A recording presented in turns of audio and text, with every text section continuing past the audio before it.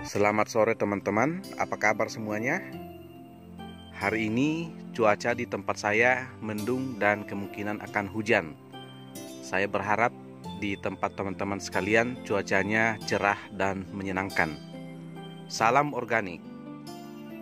Kali ini saya ingin mengajak teman-teman untuk membahas tentang bahan-bahan alami penyubur tanaman yang sebetulnya tersedia di dapur kita, tetapi selama ini sering kita abaikan. Ada paling kurang 10 jenis bahan alami penyubur tanaman yang tersedia di sekitar kita dan begitu mudah untuk kita dapatkan. Mari kita akan lihat satu persatu, tetapi sebelum itu, bagi teman-teman yang baru bergabung, saya persilahkan untuk menekan tombol subscribe berwarna merah pada bagian bawah video ini dan bunyikan loncengnya agar teman-teman selalu mendapatkan notifikasi setiap kali saya mengupload video yang baru. Jangan lupa like, share, dan komen. Kita lanjut.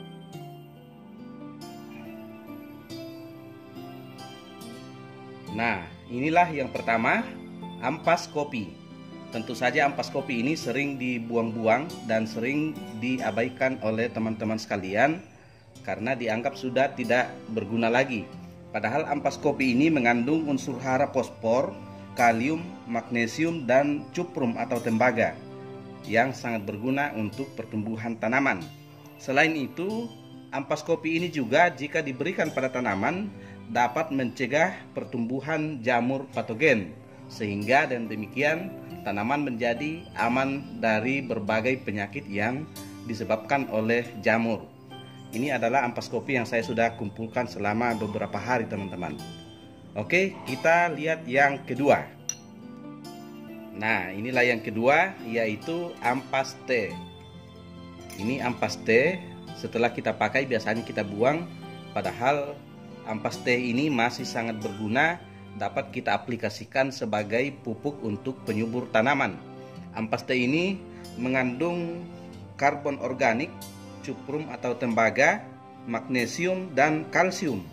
Selain itu, ampas teh ini jika diberikan pada tanaman juga dapat merangsang pertumbuhan akar, batang, dan daun.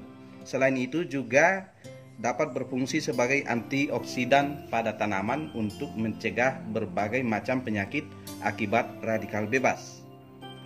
Bahan alami yang ketiga adalah ampas kelapa.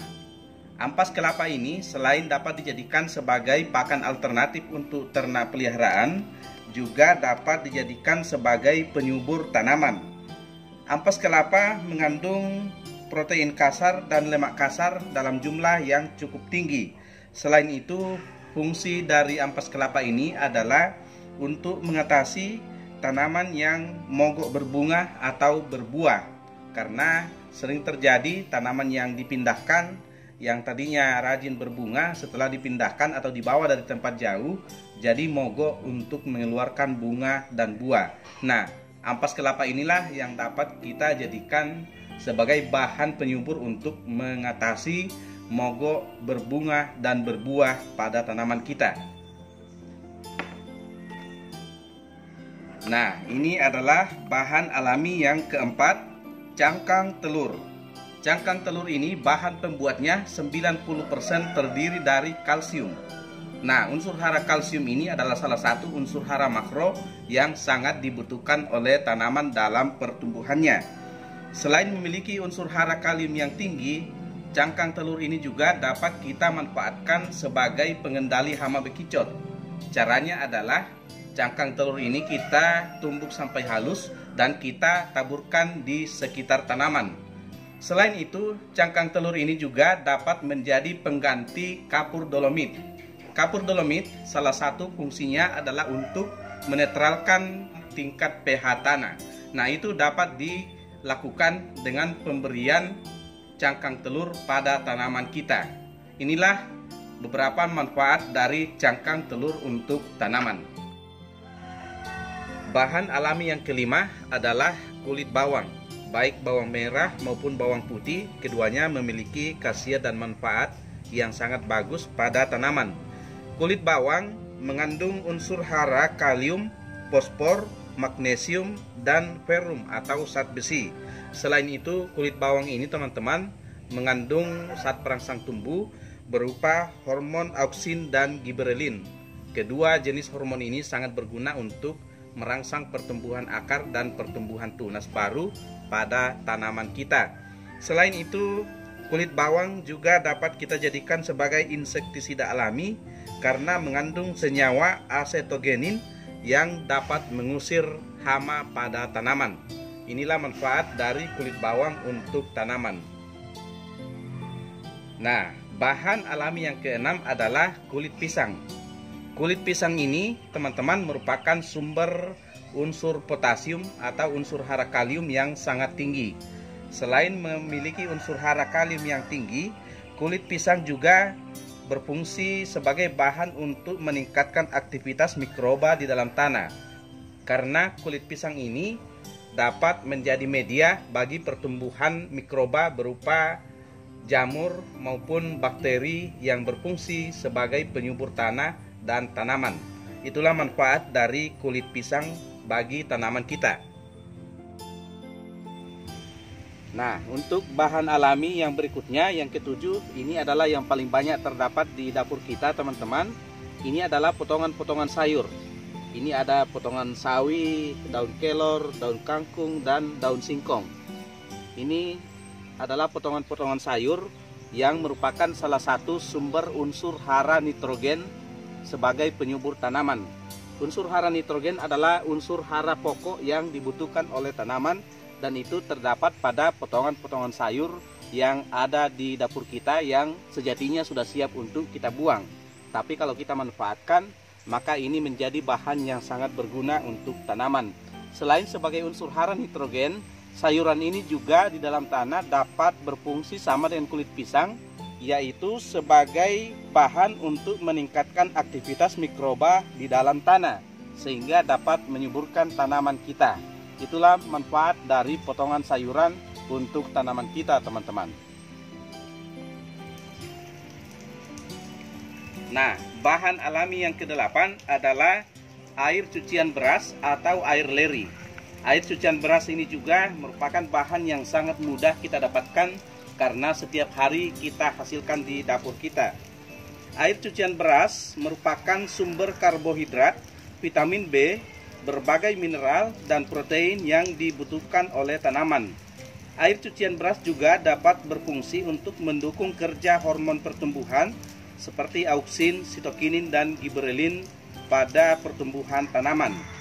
Selain itu, air cucian beras merupakan sumber berbagai bakteri antagonis untuk melawan perkembangan bakteri patogen pada tanaman. Air cucian beras juga mengandung berbagai unsur hara makro dan mikro dalam kadar tertentu. Itulah sebabnya air cucian beras merupakan salah satu bahan utama pembuat pupuk organik cair bagi petani organik. Bahan alami yang kesembilan adalah nasi sisa atau nasi basi. Inilah salah satu bahan yang sangat penting dalam dunia pertanian, khususnya pertanian organik, tapi sering kita abaikan. Nasi sisa setelah dibasikan dapat menjadi sumber mikroorganisme yang sangat penting bagi pertumbuhan tanaman, diantaranya adalah Saccharomyces dan Trichoderma. Selain itu, nasi sisa dapat juga kita olah untuk kita jadikan sebagai pestisida alami untuk mengusir hama jenis tertentu. Itulah manfaat dari nasi basi untuk dunia pertanian organik. Nah, yang terakhir atau yang ke-10 adalah tulang ikan. Tulang ikan ini terdiri dari tulang-tulang dan kepala ikan yang tersisa. Tulang ikan ini mengandung unsur hara fosfor dan selain itu juga masih mengandung protein, lemak, dan kalsium yang sangat tinggi. Selain itu, daging-daging ikan yang masih tersisa pada tulang ini adalah sumber asam amino yang sangat penting bagi pembentukan protein pada tanaman. Tulang ikan ini dapat kita olah menjadi pupuk organik cair maupun pupuk kompos yang sangat berguna bagi pertumbuhan tanaman kita. Nah, teman-teman, itulah tadi 10 jenis bahan alami yang sangat berguna sebagai penyubur tanah dan tanaman. Dan sekarang ketakutan saya rupanya benar-benar terjadi. Sekarang di rumah saya sedang terjadi hujan. Nah, bagaimana cara mengolah bahan-bahan alami itu menjadi pupuk organik yang siap untuk digunakan pada tanaman? Pada video berikutnya, saya akan tunjukkan pada teman-teman sekalian cara untuk membuat pupuk organik yang terbuat dari bahan-bahan alami yang terdapat di dapur kita atau sampah dapur.